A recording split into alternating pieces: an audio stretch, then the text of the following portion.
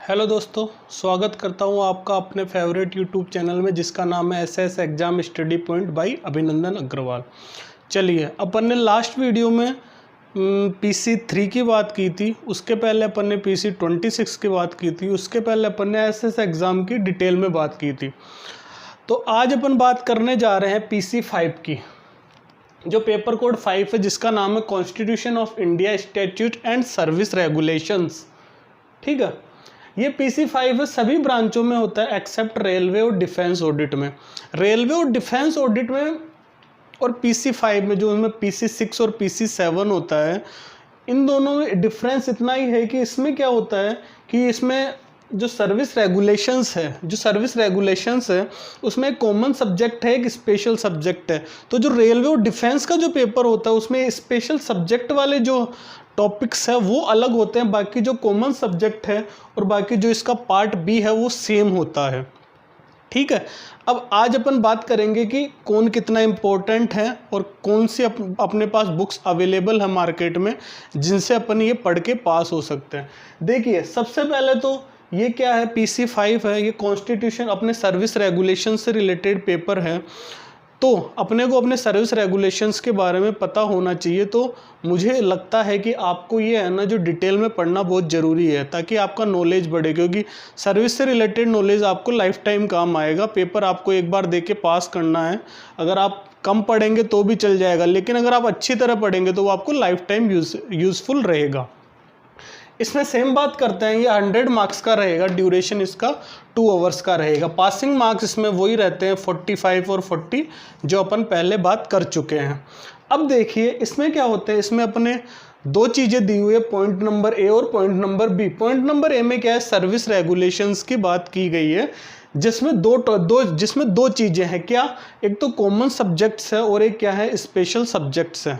दो चीज़ें क्या है, एक कॉमन सब्जेक्ट से और एक स्पेशल सब्जेक्ट से। इसमें से क्या है, 30% क्वेश्चन आते हैं, तो 100 का 30% 30 मार्क्स, तो इसमें 30 मार्क्स के क्वेश्चन आते हैं, इसमें 40 मार्क्स के क्वेश्चन आते हैं।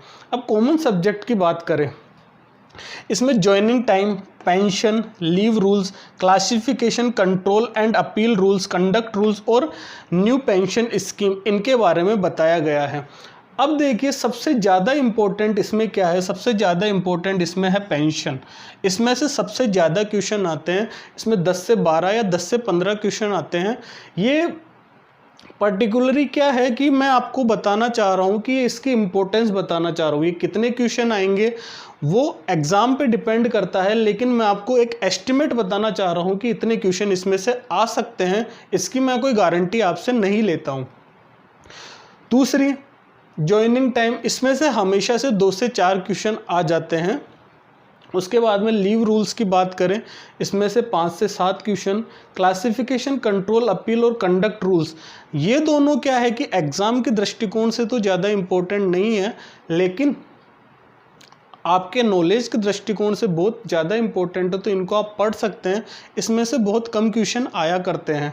और उसके बाद न्यू पेंशन स्कीम, जिसमें जो भी 2004 के बाद 2004 से जिन लोगों ने सर्विस ज्वाइन की है उन पे जो न्यू पेंशन स्कीम लागू होती है, उसमें से 3 से 4 या 5-6 क्वेश्चन भी आ जाया करते हैं। तो ये इसकी बात हो गई। इसके ये क्वेश्चन हो गए 30 मार्क्स। तो इसमें इम्पोर्टेंट क्या है, पेंशन, लीव, ज्वाइनिंग टाइम और न्यू पेंशन स्कीम। आप चाहे तो इन टॉपिकों को छोड़ सकते हैं या फिर आप चाहे तो पढ़ भी सकते हैं। उसके बाद में स्पेसिफिक सब्जेक्ट की बात करेंगे, तो उसमें देखो क्या आता है, fundamental rules, travelling allowances, GPF, general provident fund, medical attendance rule और लीव ट्रैवल कंसेशन रूल्स। इसमें सबसे ज़्यादा इम्पोर्टेंट ट्रैवलिंग अलाउंसेज है, इसमें से 12 से 15 या उससे ज़्यादा क्वेश्चन भी आ सकते हैं।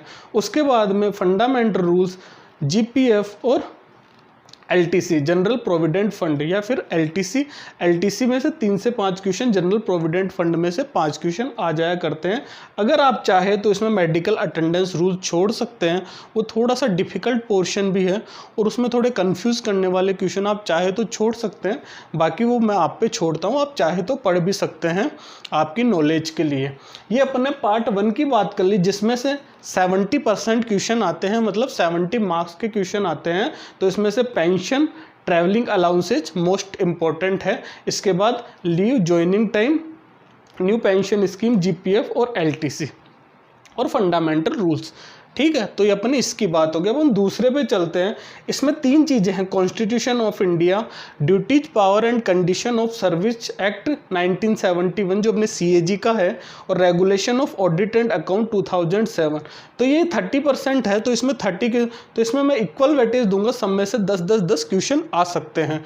आपको डीपीसी एक्ट और regulation of audit and accounts में अपने जो पीसी 26 का वीडियो था उसमें मैं बता चुका हूँ कि आपको सीएजी की साइट पे जाके आपको कहाँ पे मिलेंगे, या फिर आप गूगल पे डायरेक्ट भी टाइप कर सकते हैं regulation of audit and account 2007, तो वो आपको वहाँ पे डायरेक्ट भी आपको पीडीएफ अवेलेबल हो जाएगी। इसी तरह डीपीसी की है।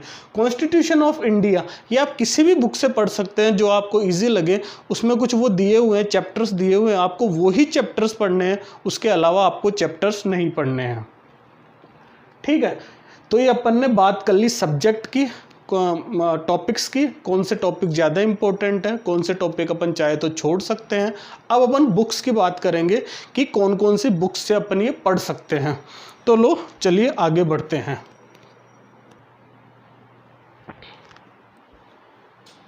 हाँ तो दोस्तों देखो, अपन बुक की बात कर रहे थे, तो या तो अपने क्या करें कि जो भी अपने टॉपिक्स है, जैसे एलटीसी रूल है उसके लिए अलग बुक दी हुई है, ट्रैवलिंग अलाउंसेज के लिए अलग बुक दी हुई है, या तो अपन क्या करें कि सब अलग अलग बुक से पढ़ाई करें।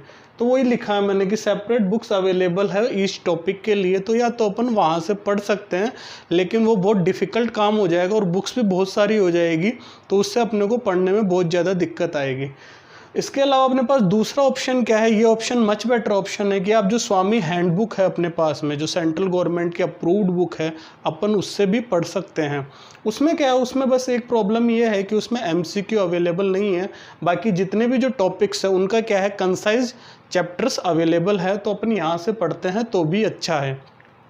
इसकी लैंग्वेज थोड़ी सी हार्ड है, तो आपको समझने में दिक्कत होगी, आपको 2 से 3 बार पढ़ना पड़ेगा। उसके अलावा अपने पास 2 ऑप्शन और है। एक नाभीस की बुक आती है, नाभी पब्लिकेशंस की, अपन वहाँ वो बुक मंगवा के पढ़ सकते हैं। इसमें एमसीक्यू भी आपको मिल जाएंगे चैप्टर वाइज, इसमें आपको जो चैप्टर्स मिल जाएंगे और इसके साथ आपको एमसीक्यूज भी मिल जाएंगे।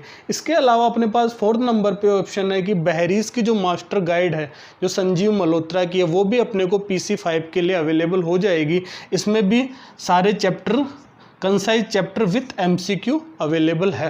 तो अपने पास 4 अलग अलग जगह से अपन क्या है इसको कवर कर सकते हैं। अगर आपको एमसीक्यू चाहिए तो आप नाभी से भी पढ़ सकते हैं, बहरी से पढ़ सकते हैं, दोनों लगभग सेम सी बुक है। अगर आप किसी भी बुक से आप पढ़ के इसमें पास हो सकते हैं। चलिए, तो ये आज अपन ने बात की PC5 की। PC5 में कौन से टॉपिक है, किसका वेटेज ज़्यादा है और कहाँ से अपन इन टॉपिक्स को कवर कर सकते हैं। अगर आपको ये वीडियो अच्छा लगा हो तो आप लाइक, शेयर, सब्सक्राइब ज़रूर करें। ठीक है, मिलते हैं नेक्स्ट वीडियो में। चलिए, थैंक यू वेरी मच।